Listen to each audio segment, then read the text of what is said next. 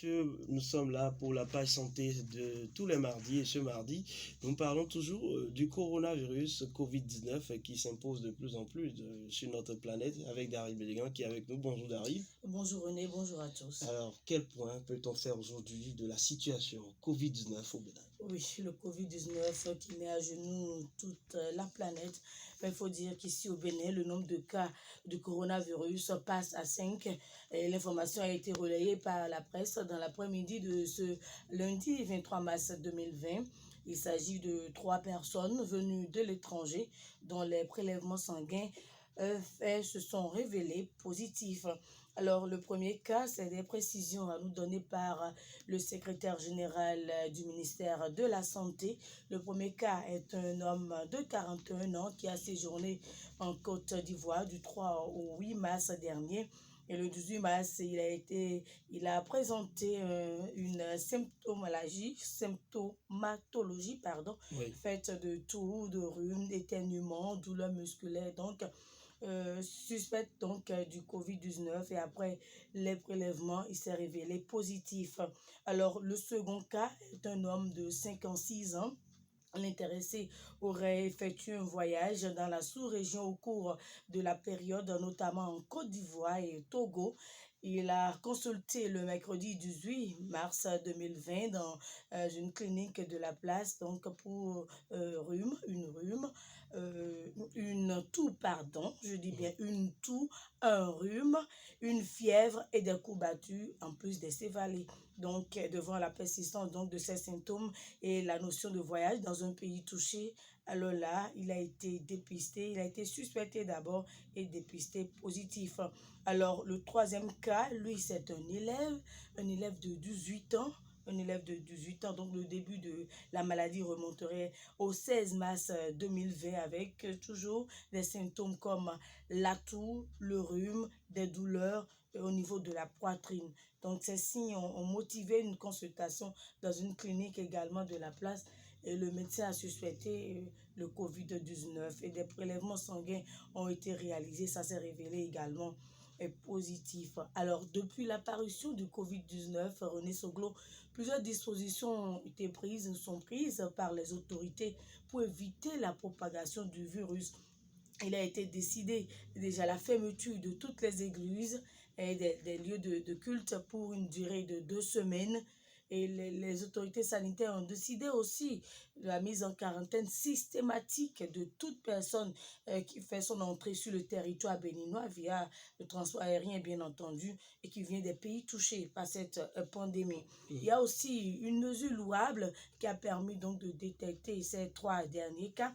Pour aller dans les détails, les passagers recensés à l'aéroport Cardinal Bernardin Ganty de Cotonou sont systématiquement mis en confinement dans les hôtels de la place. Donc, une personne par chambre. On leur interdit de sortir, même pas dans les couloirs, ni de promenade au sein de l'hôtel.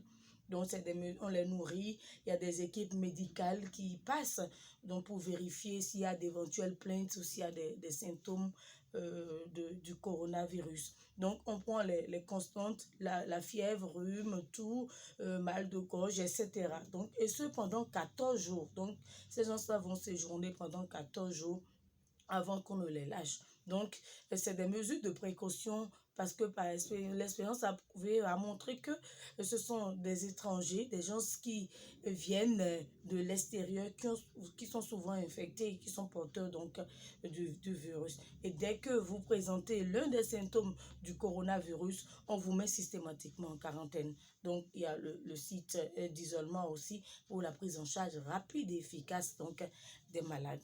Donc, il y a de cela quelques jours seulement, des équipes médicales étaient au niveau de nos frontières terrestres. Mais aujourd'hui, je peux dire qu'il y a de contrôle, tout est fermé, systématiquement fermé. Aujourd'hui, les frontières sont fermées. Personne ne sort, personne n'entre sur le territoire béninois. Donc, il est interdit également des regroupements ou des rassemblements de plus de 50 personnes. Donc, c'est des mesures vraiment louables. Et le mal est à prendre au sérieux. René Soglo, je dis bien le mal est à prendre au sérieux. Et si je n'exagère pas ce matin, moi je peux dire que le Covid-19 est la troisième guerre mondiale. Parce qu'un virus qui peut tuer des centaines de personnes en 24 heures, vous voyez que nous sommes vraiment en guerre. Moi je le dis et je l'assume. Donc un virus qui fait des victimes, écoutez, des milliers de décès à travers le monde. Vous voyez que c'est pas négligeable. Il faut prendre ce virus-là au sérieux et adopter surtout les mesures d'hygiène à nous imposées par le On gouvernement. en parlera tout à l'heure certainement parce qu'on sent encore de l'insouciance dans le rang des citoyens. Oui. On semble avoir trouvé la thérapie, vous nous dites la chloroquine. On semble avoir trouvé la thérapie. Et oui, c'est vrai que, bon, en tout cas, c'est confirmé au Bénin par le ministre de la Santé et les rumeurs aussi au plan mondial confirment. Bon, la chloroquine, qui est un espoir pour les malades, les testés positifs, bien entendu, du coronavirus. Alors, le Bénin est en phase d'expérimentation toujours par rapport à l'administration de la chloroquine sur ces sujets-là dépistés positifs. Donc, il faut préciser que la chloroquine était recommandée par les médecins ici au Bénin pour le traitement du paludisme. Alors, la chloroquine, selon les médecins, a développé une résistance au paludisme. Donc, d'où son retrait des rayons de nos pharmacies, des officines. Maintenant, il y a de cela 3 ans. Depuis 3 ans, on ne parle plus de la chloroquine au niveau de nos pharmacies. Et ce même médicament revient aujourd'hui sous forme d'échantillon pour traiter donc le Covid-19. Et ça ne fait pas plaisir à tout le monde dans le monde, c'est des conflits d'intérêts aussi. Justement, mais selon un pharmacien ici à Parakou, pas de chloroquine dans les officines pour l'heure. Aucun stock n'a été mis à leur disposition. Et la demande est forte d'ailleurs. Ah oui, tout le monde veut avoir la Tout le monde chloroquine. veut avoir la chloroquine, peut-être à titre préventif surtout. Oui. Mais pendant ce temps, le gouvernement demande aux sociétés de grossistes, répartiteurs et les pharmaciens de retirer des produits comme l'azithromycine et l'hydroxychloroquine des rayons et de les réserver donc en cas de besoin pour d'éventuelles ripostes. Alors, Daryl, c'est la psychose depuis quelque temps dans le rang des populations. Qu'avez-vous à nous dire sur cette... Oui, vous le savez très bien depuis donc l'avènement de ce virus, depuis que les premiers cas ont été testés, détectés positifs au Bénin. Alors c'est déjà la psychose. Les Béninois ne dorment plus. Il y a de quoi d'ailleurs, René Soglo, à voir comment le mal sévit dans le monde. Il y a mille raisons aujourd'hui de s'alarmer. Mais attention, il ne faut pas céder à la panique. Ce n'est pas moi qui le dis, c'est le recteur de l'université de Parakou, le professeur Bernard Prosper. Il est psychiatre. Nous allons suivre ses précisions. Pour lui, il faut affronter le mal psychologiquement dans la tête. Il faut avoir la tête froide. Nous allons le suivre. Les Béninois, pour le moment, je dis fort heureusement, beaucoup pensent que nous sommes à l'abri de cette maladie. Et même quand ils veulent parler de cette maladie, c'est de façon ironique, parce qu'ils se disent qu'ils sont à l'abri. Ça nous protège. Ça nous protège beaucoup, parce que comparativement aux Européens, même à la suite des périodes de confinement, retenez bien, il y aura beaucoup de cas de suicide là-bas. Parce que les gens sont obligés d'adopter un comportement, une conduite qui est en totale opposition avec leur mode fonctionnel habituel. Enfermer, fonctionner sur soi-même, seul, vous sortez, on vous verbalise, ce n'est pas facile. Vraiment, on sent qu'il y a la psychose totale, l'angoisse, la panique, que nous n'avons pas encore chez nous, ce qui nous protège. Et il va falloir forcément que les gens comprennent que la meilleure solution, ce n'est pas de paniquer, de prendre des mesures hâtives. C'est de s'asseoir, de réfléchir, pour apprécier à sa juste valeur la situation afin de décider de la conduite à tenir. Voilà, il faut affronter le mal psychologiquement.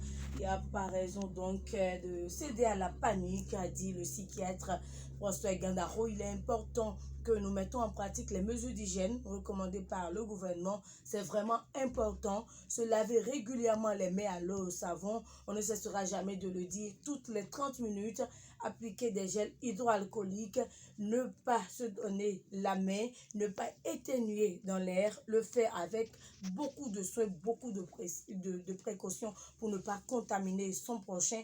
Et en ce qui concerne les statistiques de par le monde, écoutez, on dénombre des milliers de morts. Donc, le mal sévit toujours et fait ravage.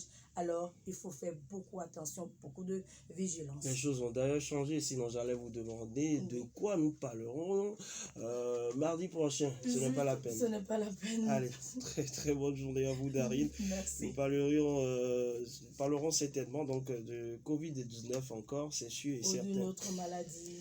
Qui sait, Oui. si l'actualité a changé.